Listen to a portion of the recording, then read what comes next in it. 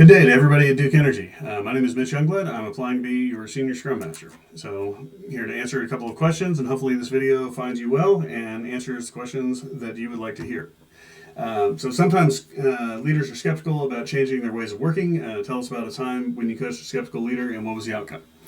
So everyone is skeptical about change, especially organization veterans. You work anywhere long enough, people develop their own way of doing things. The purpose of Agile isn't tear down the old and introduce some new flash that will be forgotten in a year. The purpose is to introduce and implement a governing philosophy with related guideposts that help transition an organization from static to nimble, thus enabling them to rapidly respond to changing conditions in their field of work.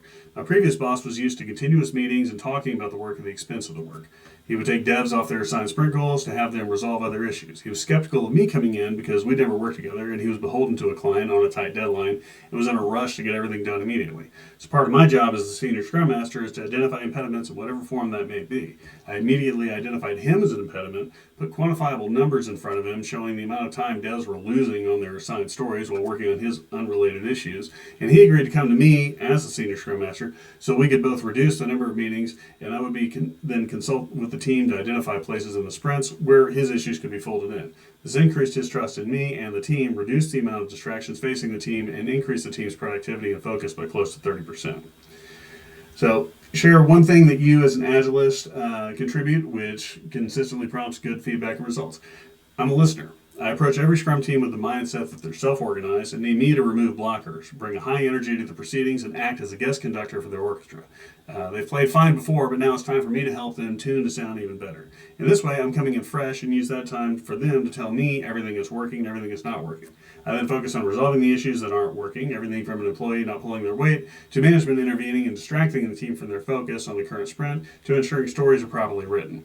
I'm everywhere at once, overwhelming and resolving problems by redirecting team members and managers in such a way as to maximize a shared dynamic team flow. The results I deliver are immediate in impact and allow teams to focus on their sprints, project managers to know that a lean agile mindset is overseeing the teams, and management to know that their deadlines will be met. And then for the last question, tell us about the largest challenge that you have faced as an Agilist and how it was resolved.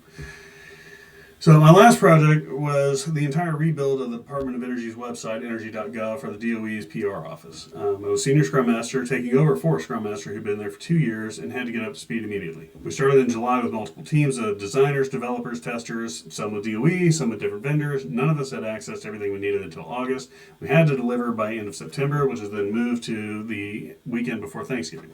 The new site was built on Drupal, had to be redesigned from the ground up, built and tested on dedicated redesign servers, and exported from those and imported them to DOE production servers that were rather on the elderly side of things. We had to build a pipeline between them just to relocate data from redesign to prod. Following that, we had an election where one administration changed and a new one was coming in. We then had to rebrand completely, update contacts for people who do not have posts yet, while removing officials who would be leaving, all while teams were on Thanksgiving and Christmas holidays, all while the federal employees and contractors were limited due to no overtime allowances, all while implementing a continuous delivery cycle the DOE had never had, all while also delivering fixes and enhancements. The site went live on schedule, worked out of the box. We delivered enhancements through the new administration taking office, and both parties were extremely satisfied with our work, and specifically mine, in taking what could have been a fiasco and turning it into a finely tuned instrument of Agile best practices and delivery. Hire me at Duke Energy, and I am more than happy to do the same for you. I look forward to hearing from you, and I hope this finds you well. Thank you for your time.